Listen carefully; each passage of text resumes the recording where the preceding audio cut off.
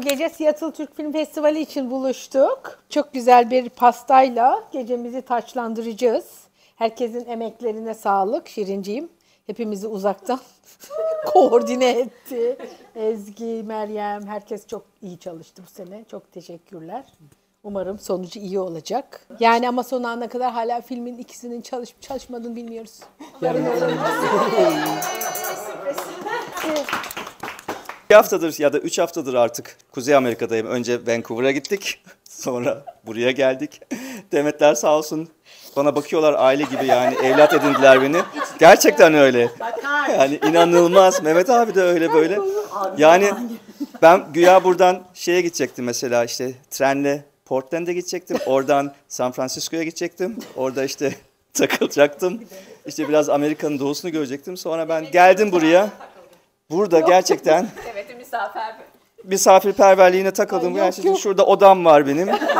Orada ve böyle çok teşekkür ediyorum davetiniz için gerçekten inanılmaz. Her zaman. Şimdi. Bravo. Evet. İnşallah filmlerimiz çalışır.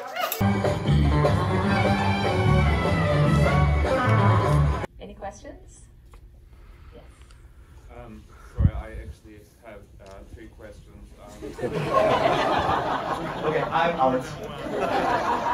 Yeah, I'm really wondering actually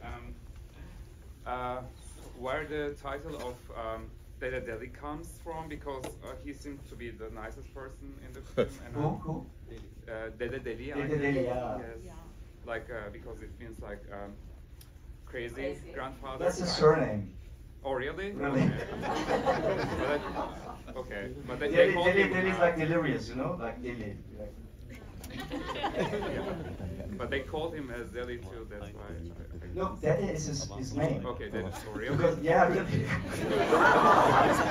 He's from Hatay, and his name is Dede, and his surname is Dede. But it comes from a village that's called Deliler Köyü. Next question. Yeah, going on to more serious questions. Is your parents' generation finally in peace with Germany? They're dead. Oh, sorry. That's okay. Yeah. Germany destroyed them. Next question. I also, I'm also wondering actually, as a German-born Turkish descendant person, how do you feel when you visit Turkey? Do you feel any affinity, belonging, or do you feel like it's yet another foreign country? So for us, for people who were born in Germany or went to Germany and then they go back to Turkey, I don't know whether it's for, we have a lot of people in the diaspora here in Seattle too, Turkish people. I don't know whether it's the same for you guys when you go back to Germany. But when we got back in the 70s or in the 80s and even in the 90s still, it was somehow, it was strange because, you know, our Turkish was bad and they were, you know, looking at us some strange, you didn't belong there either, you know, you didn't belong to Germany, and then people wanted to take advantage of you because, you know, apparently you were doing well and you went back because you needed a success story and you went back with the Mercedes-Benz and, you know, all these things, and the kids were spoiled and they were like, yeah, there's no McDonald's here. You know. One genre that I noticed is missing, and I was curious if you saw it in your archives, but when you think of protest music, you think of punk as well, yes, or heavy metal. Were there any Turkish? They were. Yeah. Yeah. We had also punk bands in Nordrhein-Westfalen at Cologne at that era there. There is one heavy metal band or a gothic band called The Trial, also by Turkish people. Heavy metal, we have this one speed metal guitar player who's very famous, internationally famous, and he's a Turkish guy. He lives in the south of Germany, but I forgot his name. Technical, is it called technical speed metal? That's what he does. He's an amazing guy, Abdullah something. So there were people, you know, but this was the exception, let me say, because what I wanted to show here in the movie was, you know, mass culture, you know, and there's also a lot of things is missing, like the Kurdish music is missing, you know, because that's a documentary for itself, because the Kurdish people were there mostly for political reasons, and the music they did was against the fascism in Turkey, but not the fascism or all the things that were going on in Germany. So this was a difficulty. So there is something. Another movie that has to be made maybe is that, for instance.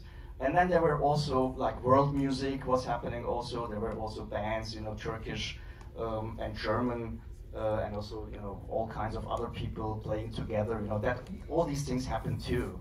Yes, sir. Thanks. I really like the use of comedy in the movie, and like it makes it a lot easier to deal with like such a hard subject. Can you tell me more about like the process of how you find the comedic scenes, how you choose? Do you expect them to see them when you shoot this, or do you specifically design for it?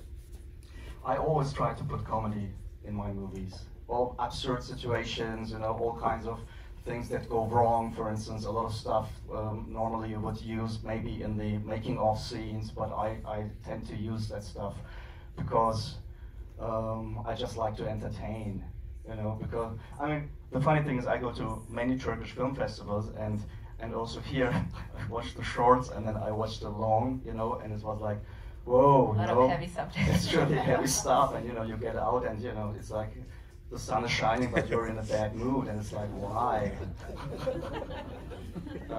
And I think, this is just maybe the way I do things. I just want to really entertain somehow, and I like also the absurd things.